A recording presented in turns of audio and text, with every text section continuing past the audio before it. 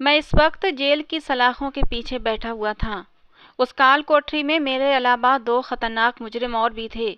मेरे हाथों को जंजीरों से जकड़ कर रखा गया था, क्योंकि मैं जिस जुर्म में गिरफ्तार हुआ था कि सुनने वालों को उस बात पर यकीन ना आता। पहली ही रात मैंने अपनी पत्नी के साथ किया था एक ऐसा काम कि वो जान से ही हाथ धो बैठी थी। मेरी आंखें अभी भी लाल हो रही थीं।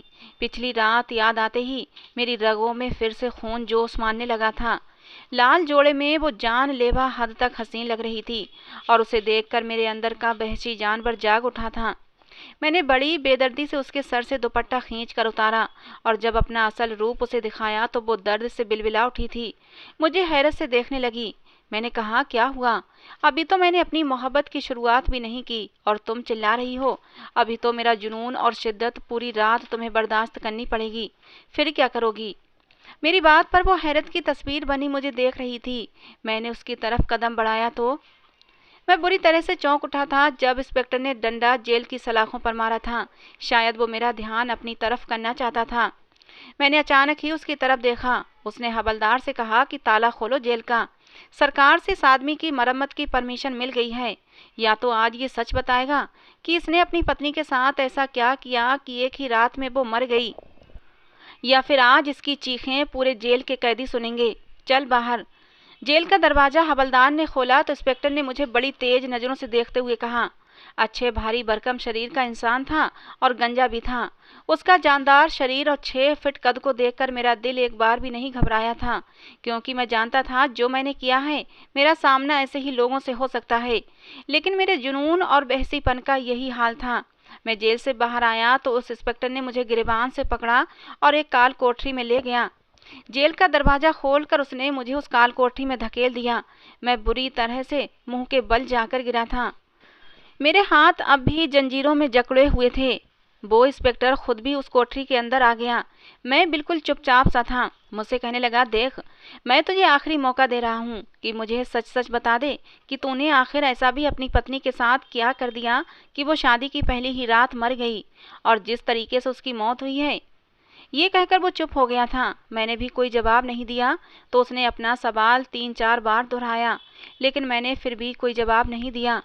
फिर वो इंस्पेक्टर कहने लगा, तू ऐसे नहीं मानेगा। फिर बोला कि चल अपनी शर्ट के बटन खोल। आज मैं तेरा वो हाल करूंगा कि तेरी जबान सच बताने पर मजबूर हो जाएगी। साले, बीवी को देखकर ऐसा भी तेरे अंदर कौन सा जानवर जाग उठा था? जरा मैं भी तो देखूं। उसने अपना गुस्से से लाल चेहरा मेरे करीब किया। मेरे बालों को बेदर्दी से पकड़कर मुझे जोर से धक्का दिया था। मेरा सर दीवार पर जाकर लगा था। मैंने कहा कि मेरे हाथ जंजीरों से खोलो और किसी लेडीज कांस्टेबल को मेरे सामने कर दो, फिर मैं तुझे बताता हूँ कि मेरा जुनून कैसे जागता है। आंखें तो मेरी भी सुर्ख थीं। मैं न जाने कैसे अपना गुस्सा बर्दाश्त किए हुए था। वो कहने लगा, साले, तुझे मैं अभी बताता हूँ। आज तेरा सारा जुनून निकाल के रख दूंगा। उसने मेरी शर्ट को बुरी तरह से खींचा था कि सारे बटन टूट कर गिर गए थे। उसने मेरी शर्ट को फाड़कर 2 टुकड़ों में बांट दिया था और मेरी कमर पर डंडे बरसाने शुरू कर दिए। उस आदमी के पहले डंडे ने तो मेरे पूरे शरीर में करंट दौड़ा दिया था। पहला डंडा बड़ी जोर का महसूस हुआ था, लेकिन उसके बाद मेरी कमर पर पड़ने वाले डंडों ने मेरा शरीर सुन्न करके रख दिया था। ऐसी बात भी नहीं थी कि मुझे तकलीफ नहीं हो रही थी। मुझे बहुत ज़्यादा दर्द हो रहा था, इतना कि मैं बर्दाश्त नहीं कर पा रहा था। लेकिन जो दर्द मैं सह चुका था, शायद ये दर्द उस मुकाबले में कुछ भी न था। 15 से 20 मिनट तक लगातार वो आदमी मेरे शरीर पर डंडों की बारिश करता रहा, लेकिन मेरी जबान से उफ तक नहीं निकली थी। वो खुद भी मुझे मारते मारते थक चुका था, इसीलिए पूरी तरह पसीने से भीग चुका था और हाँफ रहा था। पसीना तो मेरे शरीर से भी बह रहा था। सांस मेरा भी बुरी तरह फूल चुका था। उसने गुस्से से मेरे बाल पकड़े और बुरी तरह से खींचते हुए कहने लगा, बोल क्यों नहीं देता? आखिर क्यों मारा तूने अपनी पत्नी को? मुश्किल से ही सही, लेकिन मैंने मुस्कुराकर उसकी तरफ देखा। मैंने कहा, मैंने तो उससे मोहब्बत की थी। अब वो सह न सकी तो मैं क्या कर सकता हूँ।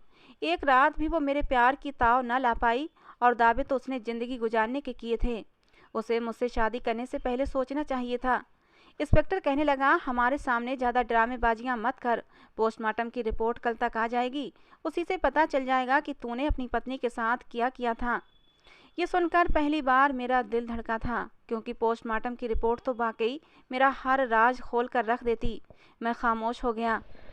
वो आदमी कहने लगा, जिस बेदर्दी से तूने उसे मारा है उसके घर वाले रो रो कर बेहाल हैं। वो कहते हैं कि तूने जानबूझकर उनकी बेटी को अपने प्यार के जाल में फंसाया और फिर उसका कत्ल कर दिया। ये तेरी सोची समझी साजिश थी। ये मौत कोई नेचुरल मौत न थी, ये अचानक से होने वाली मौत नहीं थी। कल की रिपोर्ट तुझे मुजरिम साबित कर देगी और फिर देख तेरा क्या हाल होता है, बचेगा तो तू भी नहीं। ये कहकर वो इंस्पेक्टर जेल से बाहर निकल गया। मुझे भी हवलदार ने ले जाकर वहीं बंद कर दिया जिस जेल में मैं पहले बंद था। वहां मौजूद दोनों कैदी मुझे चुपचाप देखकर हैरान थे, क्योंकि मेरे शरीर पर पड़ने वाले डंडों से अब खून रिस रहा था। ऐसी हालत में कैदियों की हाय हाय नहीं रुकती, उनका कराहना और तड़पना जारी रहता है। मैं खामोशी से खुद को घसीटता हुआ मुश्किल से एक कोने में बैठ गया।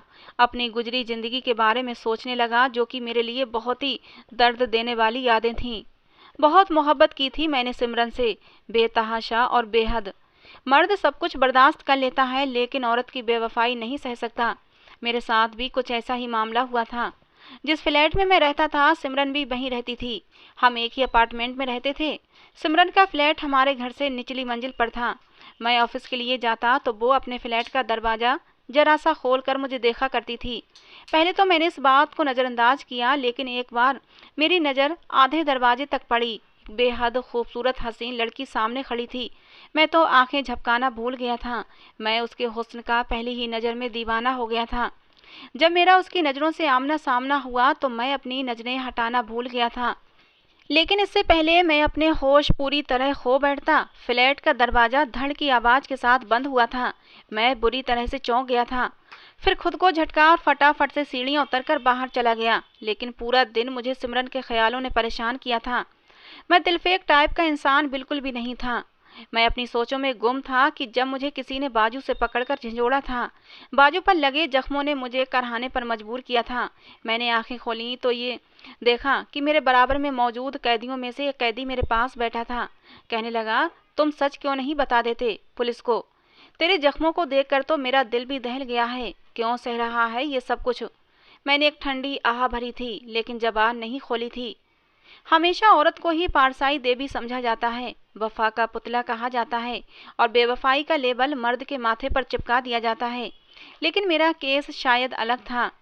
अगले दिन वही पुलिस वाला दोबारा मेरे पास आया, मुझे कनखियों से देखने लगा और बोला, मैंने जिंदगी में बड़े दरिंदे टाइप के लोग देखे हैं, मगर तुझ जैसा चालाक कातिल नहीं देखा।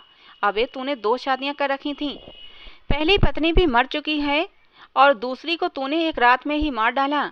ऐसी कौन सी आग है तेरे अंदर? मैंने कोई जवाब नहीं दिया। फिर वो बोला, तेरी गुजरी जिंदगी की सारी पोल पट्टियां खुल गई हैं मेरे सामने। फिर उसने मुझे जो खबर सुनाई वो मेरे लिए बहुत ही दर्द देने वाली थी। वो कहने लगा, तेरी पत्नी की पोस्टमार्टम की रिपोर्ट आ चुकी है और उस रिपोर्ट ने मुझे हैरत में डाल दिया है, क्योंकि जैसा हम समझ रहे थे वैसा तो कुछ भी नहीं है। फिर वो पुलिस वाला कहने लगा कि तेरा केस मेरे लिए एक पहेली बन चुका है। तू सच बता दे तो मैं वादा करता हूँ कि मैं तेरी सजा कम करवा दूंगा और तुझे यहाँ से जेल से निकालने में भी तेरी मदद करूंगा। उसकी ये बात सुनकर मैं गुस्से से फट पड़ा था। मैंने कहा कि तुम लोगों के वादे कभी सच्चे नहीं होते। औरत 4 आंसू बहाकर मजलूम बन जाती है और मर्द सिर्फ इसलिए झूठा पड़ जाता है कि वो मर्द है और वो रो नहीं सकता। हमारा समाज ही उसे जालिम समझता है, लेकिन औरत की बेवफाई को कोई नहीं देखता। मेरी बात सुनकर इंस्पेक्टर कहने लगा, तू मुझे सारी बात सच सच बता दे, मैं वादा करता हूँ कि तेरे साथ इंसाफ कराऊंगा। मैंने कोई भी जवाब नहीं दिया, क्योंकि मैं जानता था ये सारे झूठे दिलासे हैं। उसने मेरी जेल का दरवाज़ा खोला और कहने लगा कि बाहर आओ। वो मुझे फिर से उसी काल कोठरी में ले गया जहाँ कल उसने मेरी खातिरदारी की थी। लेकिन इस बार वहाँ पर एक गोल मेज और 2 कुर्सियाँ रखी हुई थीं। पीछे वही पीला बल्ब जल रहा था। इस बार उस इंस्पेक्टर के बोलने का अंदाज बड़ा ही धीमा था। वो कहने लगा, जो कुछ पोस्टमार्टम में आया है उसने मुझे हैरान कर दिया है। मैं तो तुझे हवस का पुजारी समझता था, लेकिन ऐसा नहीं है। वो अपना चेहरा मेरे चेहरे के करीब लाया और कहने लगा, सच बता, आखिर मसला क्या है तेरे साथ? मैं अभी तक चुप था। फिर इंस्पेक्टर बोला, अच्छा चल इतना ही बता दे कि पहली पत्नी को क्यों मारा था? और इस सवाल ने तो जैसे मेरे अंदर आग सी लगा दी थी। मैंने कहा, मैंने नहीं मारा उसे। मेरे बोलने का अंदाज इस कदर तेज था कि वो इंस्पेक्टर एकदम से चौंक गया था। मेरा बर्दाश्त अब जवाब दे गया था। सिमरन की याद आते ही मेरे दिल में दर्द की टीस उठी थी और मैं फूट फूट कर रोने लगा। मेरी आंखों के सामने सिमरन का चेहरा आ गया था, हंसता मुस्कुराता। मासूमियत की तस्वीर थी वो लड़की। मैं अपने अतीत में खो चुका था। इंस्पेक्टर मुझे बहुत ही ध्यान से सुन रहा था। मुझे याद आने लगा कि एक दिन मेरी माँ ने भिंडी बनाई थी और मुझे वो बिल्कुल भी पसंद नहीं थी। मैंने कहा, माँ मैं खाना नहीं खाऊंगा, आप जानती हैं मुझे ये भिंडी बिल्कुल भी पसंद नहीं। मेरी माँ कहने लगी, अच्छा आज का खा लो, कल तुम्हारी पसंद का कोई अच्छा सा खाना बना दूंगी।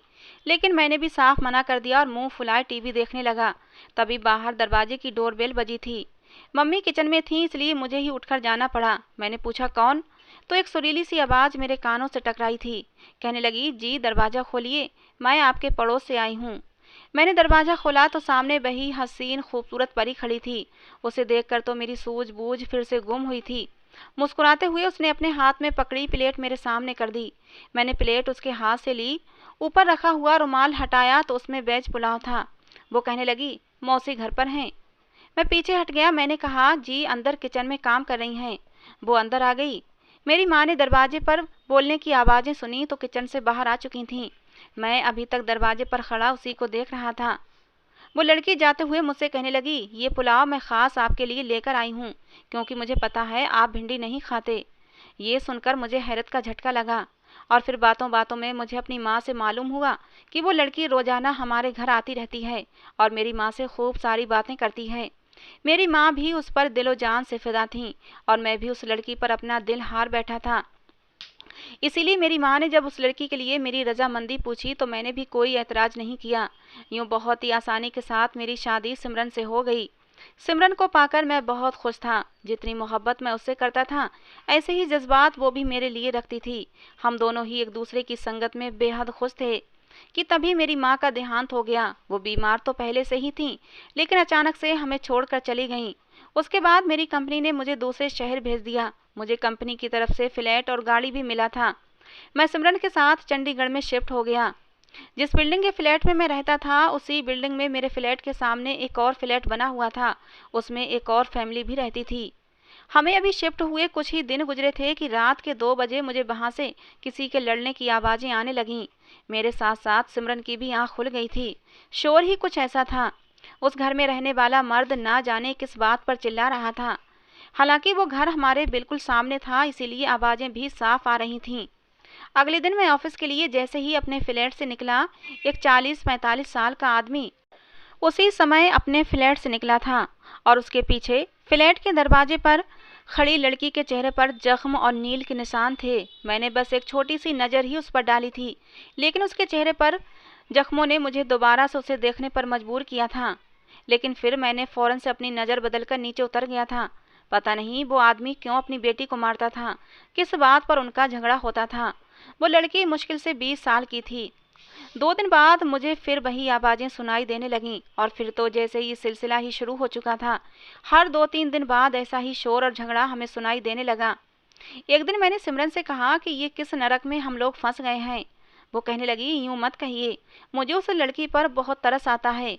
एक तो उसका पति उससे दुगनी उम्र का है और ऊपर से उस पर जुल्म भी करता है। ये सुनकर तो मेरा दिमाग चकरा कर रह गया था। मैं तो उस लड़की को उस आदमी की बेटी समझा था। मैं एकदम से उठकर बैठ गया। मैंने कहा, क्या कहा तुमने? वो उस आदमी की पत्नी है। कहने लगी, हाँ बेचारी बड़ी ही मजलूम है। ये सुनकर मुझे बड़ा दुख हुआ था। खैर मैं दूसरों के मामले में कम ही दखलंदाजी करता था और फिर धीरे धीरे सिमरन की उस लड़की से दोस्ती हो गई। मैंने भी ऐतराज़ नहीं किया। औरतों के मामले में मैं क्या बात करता। सिमरन उसकी बातें मुझे सुनाती रहती थी। लेकिन मैंने ये चीज़ नोट की थी कि जब से सिमरन चंडीगढ़ में फ्लैट में रहने आई थी कुछ महीने से ही उसका व्यवहार मेरे लिए बदलने लगा था। हालांकि मेरी तरफ से कोई रोक टोक नहीं थी लेकिन अब अक्सर वो घर की तरफ ध्यान नहीं देती थी। मैं घर आता तो खाना तैयार नहीं होता था। एक बार मैं घर आया तो कई बार डोरबेल देने के बावजूद दरवाज़ा नहीं खुला। चंडीगढ़ में हमारा कोई रिश्तेदार नहीं था कि मैं ये सोच लेता कि सिमरन वहाँ गई होगी। मजबूरन मुझे बराबर वाला दरवाज़ा खटखटाना पड़ा। मुझे लगा कि सिमरन की इस लड़की से दोस्ती है तो शायद सिमरन यहाँ पर होगी। पहली ही बेल पर दरवाज़ा खुला तो सामने वही लड़की खड़ी थी। कहने लगी, जी कहिए। मैंने कहा, सिमरन आपके घर पर है। वो कहने लगी, नहीं तो, मेरे घर पर तो नहीं है। हाँ, एक लड़का आया था, मैंने उसे उसके साथ जाते हुए देखा था। शायद वो उसका भाई होगा। उस लड़की की बात ने तो मुझे चौंका के रख दिया था। पहले तो सिमरन का कोई भाई नहीं था और चंडीगढ़ में तो उसका कोई भी नहीं था, ना कोई रिश्तेदार, ना ही कोई मिलने जुलने वाला। मैंने अपनी जेब से मोबाइल निकाला और सिमरन का नंबर मिलाया। लगातार घंटी जा रही थी लेकिन वो फ़ोन नहीं उठा रही थी। अब मैं परेशान होने लगा कि वो कहाँ गई और किस लड़के के साथ गई थी। वो लड़की कहने लगी, ऐसा करें, आप कुछ देर मेरे घर पर बैठ जाएं, सिमरन आएगी तो फिर अपने घर चले जाइएगा। मुझे ये बात सही नहीं लगी। पहले ही उसका पति उसको मारता था, उस पर शक करता था और जुल्म करता था। मैंने कहा, नहीं, रहने दें, मैं यहीं इंतजार कर लूँगा। वो कहने लगी, आपकी मर्जी। उसने दरवाज़ा खुला ही छोड़ दिया और अंदर चली गई। मैं बार बार सिमरन के मोबाइल पर कॉल कर रहा था और वो मेरा फ़ोन नहीं उठा रही थी। कुछ देर बाद वो लड़की कुर्सी लेकर बाहर आई और कहने लगी, ये रखकर यहाँ बैठ जाएं। मैंने वो कुर्सी ली और साइड पर रखकर बैठ गया। मैं थका हुआ ऑफिस से आया था, मुझे आराम की ज़रूरत थी। वो कुछ देर बाद मेरे लिए जूस का गिलास भी ले आई। कहने लगी, आप ऑफिस से थके हुए आए हैं, इसीलिए आप ये पी लें। सिमरन अभी आती ही होगी। अब तक तो उसे आ जाना चाहिए था, पता नहीं क्यों नहीं आई। इस वक्त मुझे प्यास भी महसूस हो रही थी तो मैंने उसका लाया हुआ जूस पी लिया और उसका धन्यवाद करके कुर्सी पर बैठकर ही सिमरन का इंतजार करने लगा। इंतजार करते करते 1 घंटा हो चुका था लेकिन वो अभी तक नहीं आई थी। और फिर थोड़ी देर के बाद मैंने देखा कि सिमरन सीढ़ियाँ चढ़ रही थी। मैंने गुस्से से उसकी तरफ देखा। वो मुझे देखकर घबरा गई थी। कहने लगी, आप जल्दी आ गए। मैंने कहा, मैं जल्दी नहीं आया हूँ, तुम लेट हो। और मोबाइल कहाँ है तुम्हारा? और कहाँ गई थी तुम, किसके साथ गई थी? एक ही सांस में मैंने कई सवाल कर डाले थे। उसने जल्दी से अपने पर्स से चाबी निकाली और दरवाज़ा खोलने लगी। कहने लगी, अभी अभी 2 घंटे पहले ही तो मैं गई थी, बस बाजार से कुछ सामान लाना था। उसके हाथ में बस एक ही थैली थी। कहने लगी कि मैंने सामने वाली फ्लैट की टीना को बताकर तो गई थी, उसने आपको बताया नहीं। वो फ्लैट का दरवाज़ा खोल चुकी थी। अंदर दाखिल होते हुए मैंने कहा, तुम किसके साथ गई थीं? कहने लगी, क्या हो गया है आपको? जाहिर सी बात है, अकेली ही गई थी और यहाँ करीब में जो मार्केट है वहीं तक गई थी। वो थैली से दूध के डिब्बे, ब्रेड और किचन का दूसरा सामान निकाल रही थी। फिर अपना पसीना पोंछने लगी। कहने लगी, मैं तो समझी थी कि मार्केट करीब होगी, लेकिन पैदल आने जाने में पता ही नहीं लगा कि 2 घंटे का समय कैसे निकल गया। मैंने कहा, ये सब कुछ सामान लाने में तुम्हें इतना समय लग गया कि 5 घंटे तुम बाजार में गुजार कर आ रही हो। मेरी बात पर उसने चौंक कर मुझे देखा और कहने लगी, क्या हो गया है आज आपको? क्यों बेकार में मुझसे बहस कर रहे हैं? मुझे ये समझ नहीं आ रहा था कि सिमरन मुझसे झूठ क्यों बोल रही थी। वो पिछले 5 घंटे से घर पर नहीं थी और मुझसे कह रही थी कि अभी 2 घंटे हुए हैं। और फिर वो लड़का कौन था जिसके साथ वो गई थी? लेकिन फिर जल्दी ही मैंने अपना सर झटक दिया। मैं सिमरन पर शक नहीं करना चाहता था। मैं नहीं चाहता था कि शक का जहर अपनी ज़िंदगी में घोलूं। मैंने बात को खुद ही रफा दफा कर दिया। लेकिन अगले ही दिन मैंने देखा कि जब मैं ऑफिस से आ रहा था, सिमरन सीढ़ियों पर एक लड़के से बात कर रही थी, हंस रही थी। ये देखकर तो मेरा खून ही खौल उठा था। वो लड़का सिमरन से कह रहा था कि लाइए, सामान मुझे दे दें, मैं ऊपर ले जाता हूँ। आप कहाँ इतना वजनी सामान उठाएंगी? लेकिन वो मना कर रही थी। कह रही थी कि मेरा तो हर रोज का काम है, आप कब तक ड्यूटी देंगे? मैं तेजी से चलता हुआ उन दोनों के पास पहुंचा था। मैंने यही बात सुनी कि मैं गुस्से से उस लड़के की तरफ देखने लगा और फिर सिमरन की तरफ बढ़ा। वो लड़का मुझे देखकर फौरन सीढ़ियाँ चढ़कर वहां से चला गया था। सिमरन की मेरी तरफ पीठ थी। मैंने कहा, ये कौन है? तो सिमरन ने मुझे पलट कर देखा और कहने लगी, अच्छा हुआ आप आ गए, पकड़े ये सामान, मैं तो थक गई हूँ। आप तो सुबह सुबह ऑफिस चले जाते हैं और घर की सारी जिम्मेदारियाँ मुझ पर होती हैं। पहले लेकर आओ फिर बनाओ। सिमरन मेरी बात को टाल गई थी। मैंने फिर से सिमरन से उस लड़के के बारे में पूछा तो वो कहने लगी, अरे इसी बिल्डिंग का लड़का है, उसने मुझे सामान उठाए देखा तो पूछ लिया। अब अक्सर ही मैं घर जाता तो सिमरन घर पर नहीं होती थी। बराबर वाली लड़की टीना से पूछता कि सिमरन कहाँ है, तो वो बताती कि सिमरन एक लड़के के साथ कई घंटे पहले गई हुई है। अब तो मेरा सब्र जवाब दे गया था। मैं सिमरन से लड़ने भी लगा था, लेकिन वो हर बार मेरी बात से मुकर जाती। एक बार मैं ऑफिस से घर आया तो घर का दरवाज़ा खुला हुआ था और ये देखकर तो मैं घबरा गया। जैसे ही मैं अंदर गया तो मुझे कमरे से हल्की हल्की बातें करने की आवाज़ें आ रही थीं। मेरे कमरे का दरवाज़ा भी थोड़ा सा खुला हुआ था। मैंने दरवाज़ा खोल के देखा तो मेरी जान निकल गई। वो लड़का सिमरन के बेहद करीब खड़ा हुआ था, बल्कि यूं कहिए कि वो उसे संभाले हुए था। जैसे ही मेरी नज़र उस पर पड़ी तो दोनों घबरा गए। सिमरन कहने लगी कि प्रशांत, मुझे चक्कर आ गया था, इसीलिए। सिमरन की ज़बान पर बस यही था कि मैंने उसके मुंह पर खींच के थप्पड़ मार दिया। वो लड़का फौरन घर से बाहर चला गया। मैं गुस्से से पागल हो गया था। मैंने कहा, सिमरन, आखिर वो हमारे कमरे तक आया ही क्यों? मेरी आंखों में शक के डोरे साफ दिखाई दे रहे थे। मेरे शक करने पर सिमरन की आंखों में आंसू झिलमिलाने लगे। कहने लगी, प्रशांत, आप मुझ पर शक कर रहे हैं। मैंने हमेशा आपसे मोहब्बत की है, हमेशा आपके साथ वफादार रही हूँ। आपके अलावा मैंने किसी की तरफ निगाह उठाकर भी नहीं देख सकती। उसकी माँ ने सूजी का हलवा बनाया था, वो वही देने आया था। मैं उसे कहीं बाहर दिखाई नहीं दी तो वो कमरे तक चला आया था। हाँ, मैं मानती हूँ कि उसका यूं हमारे कमरे में आना गलत था। मैं भी उसे कमरे में देखकर हड़बड़ा गई थी और उसी हड़बड़ाहट में मैं बेड से उठी थी कि मेरा पैर फिसल गया था। मैं गिरने ही वाली थी कि उसने आगे बढ़कर मुझे संभाल लिया। जो भी कहानी सिमरन मना रही थी, मुझे उस पर बिल्कुल भी विश्वास नहीं था। न जाने कब से शक का बीज मेरे दिल में पड़ चुका था, जो अब एक ताकतवर वृक्ष बन चुका था। मैंने सिमरन को 2-3 थप्पड़ और मारे और धक्का देकर घर से बाहर निकाल दिया। वो मेरे हाथ जोड़ती रही, मुझसे विनती करती रही, मुझे अपनी वफा का विश्वास दिलाती रही, लेकिन मैं गुस्से से पागल हो गया था। अपनी पत्नी की बेवफाई सह नहीं पा रहा था। लेकिन आधे घंटे बाद ही मुझे कॉल आई कि रोड क्रॉस करते हुए आपकी पत्नी का एक्सीडेंट हो गया है और वो मौके पर ही मर चुकी है। मेरे लिए ये खबर किसी धमाके से कम न थी। सिमरन को खो देने का मुझे बहुत दुख था। मैं गुस्से में ना जाने क्यों अंधा हो गया था। लेकिन मेरे लिए ये बात भी सहन नहीं हो रही थी कि मेरी पत्नी ने मेरे साथ बेवफाई की थी। सिमरन के बगैर जिंदगी वीरान सी हो गई थी। मैंने सिमरन से दिलो जान से मोहब्बत की थी। एक तरफ सिमरन की बेवफाई का गम मेरे दिल में था, तो अब उसके जाने का गम भी मेरे दिल से चिपक गया था। मैं किसी भी तरह सह नहीं पा रहा था कि सिमरन मेरी जिंदगी से हमेशा के लिए जा चुकी है। मेरी पूरी दुनिया ही उजड़ चुकी थी। अब कुछ भी अच्छा नहीं लगता था। सिमरन को मरे अभी कुछ ही दिन हुए थे कि सामने वाले फ्लैट से टीना के पति के मरने की खबर मिली। अचानक से उसको हार्ट अटैक हुआ था और वो मर गया था। टीना बेसहारा हो गई थी। एक बार टीना कहने लगी कि आप मुझसे शादी कर लें, मुझे भी एक सहारे की ज़रूरत है और आपको भी एक सहारे की ज़रूरत है। हम मिलकर एक दूसरे का सहारा बनेंगे। टीना की बात मुझे सही लगी। मुझे भी एक सहारे की ज़रूरत थी। मैंने भी हामी भर ली। जब मैंने टीना से शादी की तो वो दुल्हन बनकर मेरे कमरे में बैठी हुई थी, लेकिन जैसे ही मैं अपने कमरे में दाखिल हुआ तो वो फ़ोन पर किसी से बात कर रही थी। वो कमरे की खिड़की पर खड़ी थी और किसी से बात कर रही थी और दरवाजे की तरफ उसकी पीठ थी। उसे एहसास नहीं हुआ था कि मैं कमरे में आ चुका हूँ और उसकी बातों ने तो मेरे होश उड़ा के रख दिए थे। टीना किसी से कह रही थी कि मैं तुम्हारे पैसे बहुत जल्द दे दूंगी, लेकिन तुमने तो कमाल कर दिया।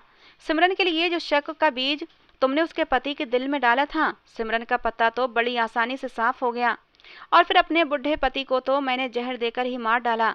सब समझते थे कि मैं मजलूम हूँ, लेकिन मेरे मर्दों से गलत संबंध की वजह से मेरा पति मुझे मारता था। किसी को भी शक नहीं हुआ और मुझे अपनी मोहब्बत भी मिल गई। प्रशांत को देखते ही मैं अपने होश खो बैठी थी, इसीलिए आज उसे पा भी लिया। और वो पागल सिमरन, वो मेरी चाल को समझ ही नहीं पाई। वो तो मुझे अपनी दोस्त समझकर मुझ पर अंधा विश्वास कर बैठी थी। ये सुनकर तो मेरा दिमाग खोलने लगा था।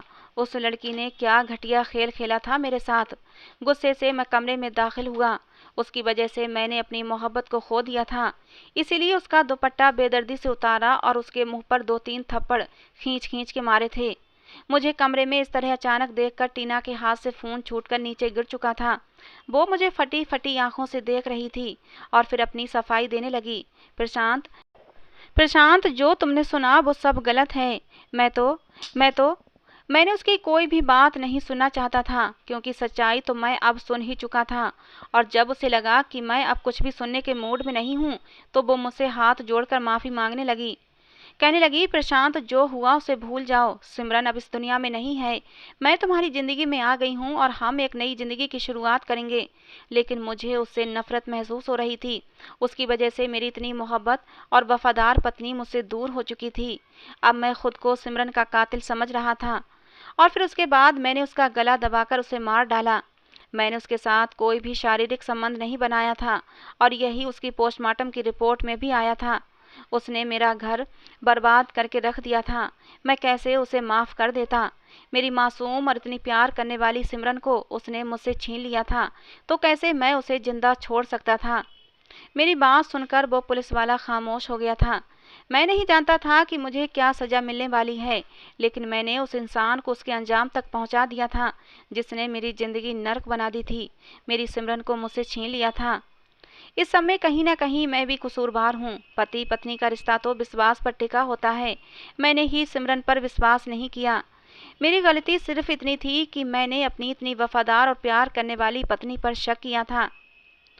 टीना को उसके अंजाम तक पहुंचाकर प्रशांत ने सही किया या गलत, अपनी राय कमेंट बॉक्स में ज़रूर देना। तो दोस्तों, ये थी आज की हमारी कहानी। आपको कैसी लगी ज़रूर बताना। पसंद आई हो तो प्लीज़ लाइक करना। रोज़ एक नई कहानी सुनने के लिए हमारे चैनल को भी सब्सक्राइब करना। कहानी को अंत तक सुनने के लिए आप लोगों का बहुत बहुत धन्यवाद दोस्तों। मिलते हैं अगली किसी नई कहानी के साथ।